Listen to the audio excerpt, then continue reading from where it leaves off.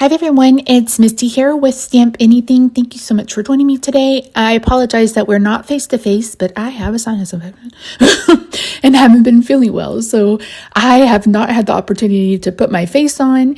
So you're not getting me face to face today, but that's all right. So this is another episode of Fannie Friday, but it's also another card in our Equality for All Makers collaboration that I posted about last week. My friend Michael Trent and I are doing a card every Friday until the end of June, which is the end of Pride Month. We just want to bring awareness to the plight of the LGBTQIA plus community in the United States right now.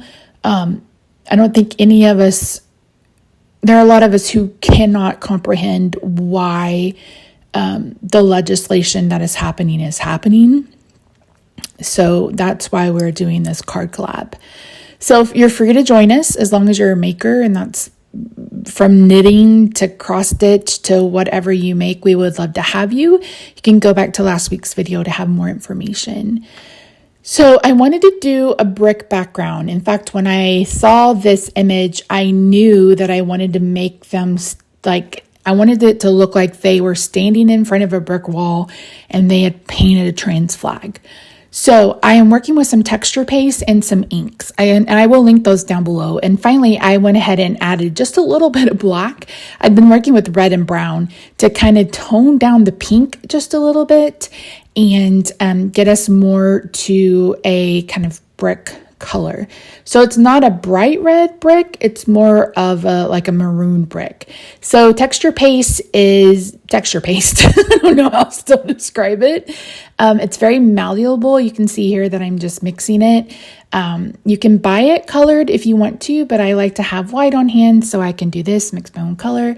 But once I use it on this stencil, it's going to give a really fun kind of fuzzy background. I absolutely love it. Now you can't see the texture on through video, but in person you can see it and you can feel it, and I absolutely love it. I didn't make quite as much texture paste as I needed to. So you can see here that I'm trying to spread this. Initially, this card was going to be 5x5. And that is why I cut a piece of ivory paper to 5x5. But after I got done and got the image colored and all the other things ready to go, I decided that I wanted to go ahead and make it a standard size card, A2, which is 4¼ by 5½ when folded. Once you do this, be sure you clean up your area real good. I went and soaked not only the stencil, but the palette knife as well. This will stick and basically be concrete if you let it dry. So be sure not to do that. Excuse me. But I just got everything cleaned up and I wanted to do the background first. That way it had plenty of time to dry before we moved on to the image. So when I got this release, this idea popped in my head. And I knew that I wanted Jamal to be standing in front of a brick wall. And I wanted it to look like they were painting a transgendered flag. So I kept that at the forefront of my mind. I also knew that I wanted them to be very dark complected. And honestly, I considered going even darker than this, but pulled myself back just a little bit. That's not a skin color I've colored before. And I want to either watch some videos of people coloring that deep or kind of play with it on my own. But so for them, I went ahead and did a little bit of a deeper skin tone than I normally would. It's all about trial and effect. I've mentioned before, I love the Hex Chart by Sandy Allnock because it shows you what colors are beside each other, even if they're in different families. So you can see to the right there, I always have a scrap piece of Copic paper, whatever. I always have scraps, cutting things out, etc. I keep all that in a little bag. And when I'm ready to kind of test blends, I will do it over to the side. And I actually tested 3 or 4 blends before I got one that I thought I liked. So I kept to that on the face, the neck, and then of course the arms. I didn't stamp the best with the eyes, so I like to bring in a black brush pen just to add a bit more black to the eyes. I didn't add blush. I didn't make them look flushed, but I did color the tongue. So for the hair, so dreads, I knew that I wanted them to be black, but I also knew that I wanted them to have a pop of color. So when I color this kind of textured hair, so like wavy, kinky, curly, dreads, etc., I like to dot in my colors. I feel like it gives you a really great dimension without a lot of effort. And I always color darkest to lightest. It's going to be completely your preference. But I like to start with the deep dark and then work my way to the light. So you can see here, I'm just dotting these colors. I think I ended up using 4 colors for the hair. Yeah, in 10, 8, 6, 4, and then I brought in V09. I will have all the supplies and the markers listed in the description box, and I'll list it by like skin, hair, etc. I knew that I wanted to bring in a little bit of a fun element to this, and I almost considered doing their hair and the transgender color as well, but I didn't want it to be overwhelming. So that's why I went ahead in black, but I added in some purple. I left some white highlights. And then after this, I actually have a purple glitter gel pen from eons ago. How it's still alive, I don't even know, but I'm going to bring that in and kind of sprinkle it as well. I realized that I forgot to color their ear, so I went back and did that. And so that was a fun little element, and I'll show that to you here, slowed down to normal speed. This is sped up to 400%. So now we're going to move on to their clothes. For the pants, I initially wanted blue jeans, but then I decided to do kind of acid wash. Am I dating myself? Acid wash. I wanted it to look like these are pants that have been washed a million times. You know what I mean? They get that really thin, really comfortable, pair of pants.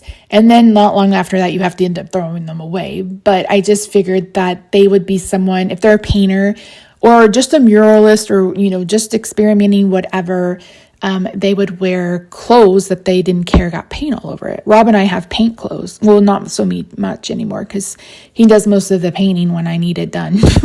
But yeah. So I brought in like C00 and C01 just to add a hint of color to the t-shirt because, again, the t-shirt would probably be dingy. And then I picked the wrong colors to color the paint can. I brought in RV09 and RV06, which is a bit of a bright pink. So later you'll see me come back with a blender pen and push that color into the paper so I could go over it with a different one. So I used like a BG, I used a YG, and then I used a pink. And then I used a couple of grays for the paint bucket. And then I think this is like 100 or one for these shoes. So for the roller and the rest of the paint buckets, I wanted to be as close to the transgendered colors as I could get. So you see me here again. This is how I always test what colors I have going. And then I decided to just go ahead and bring up a flag. So the flag is blue, pink, and white. So it represents both genders and then those who are non-binary. And once I did that, I was able to pick a pink and a blue from the hex chart and kind of go about my way. For the roller, I'm doing that same dot technique with the 2 pinks. It gives it a bit of fluffy texture. You could even add a 3rd color if you wanted to, but 2 for me was enough to get the texture and get the point across. For the buckets, I am coloring them just a little bit. I realized that I didn't need another pink bucket. And I had already like stamped 10, I think. Okay, so for the paint roller, that is a metallic silver pen. So that part of the roller is metallic. And then here, you see me on Home Depot trying to find a paint roller extension. And I decided to just go with black and white. If you guys saw how many times I Googled something when I was coloring, you would probably think that I'd lost it. So I decided not to worry about doing any kind of blending on this because it's not the focal at all. So once I've done that, we're just about ready to cut everything out. Oh, I got to color the paint cans. So I used 2 colors on the paint can. I just added the deep dark and then I added the light. Which ones did I use for that? Oh, C6 and C4. And again, the colors are listed down below. And then I used a very, very, very light BG10 to add a little bit of color because I wanted one of them to look like a white paint. And then I wanted the other one to look like the blue paint. So for the blue, it's B04 and 02, I believe. So now that I've done that, it's time to cut everything out. So I used the die to cut out the majority of their image. And then I went in and trimmed the rest of it with my scissors. I knew that I wanted it to look like they were in front of a brick wall. And because of the white that's left in the background, I went ahead and cut all that out. But I didn't leave that on video because it's literally me just cutting. Okay. So when I had this idea in mind, I wanted it to look like they were painting a gradient or like an ombre. So I am using those same 2 blue colors and just kind of creating a blend, basically. Again, this is another piece of Copic friendly paper. I like the Hammer Mill 100 pound, I believe is what I used. Don't quote me. It's been a hot minute since I've had to buy some, knock on wood. So this for me is just easier to blend on. It's smooth. I really like it. So I am just using the 4 colors to create my blend and then just leaving the part in the middle white. So we have all 3 colors of the flag and all 3 colors that are on our paint cans.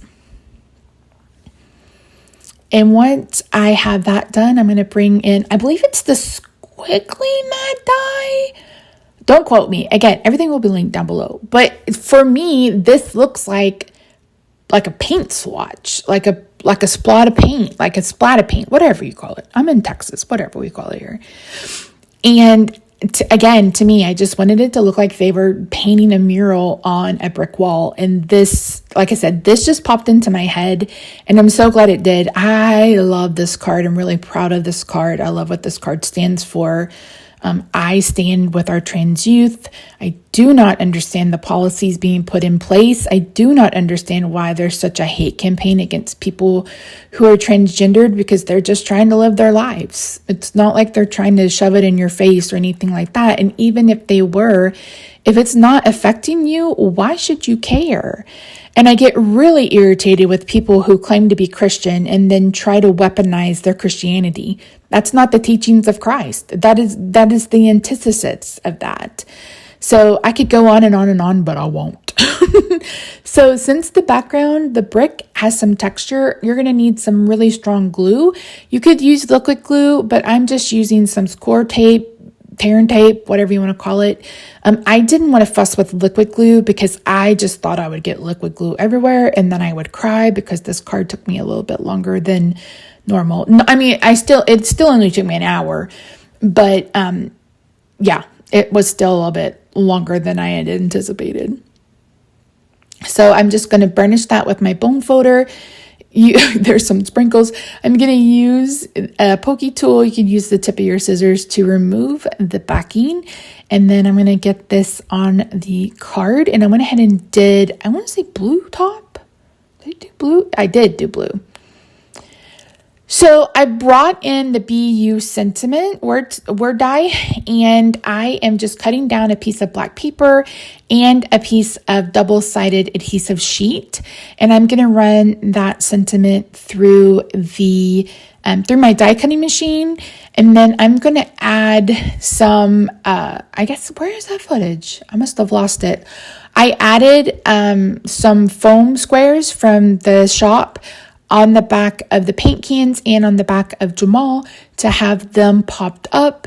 And then I'm just going to adhere both of these words at an angle. So thank you so much for joining me today. I really do appreciate you. Again, if you're interested in joining, feel free. We have a couple of hashtags that we're using.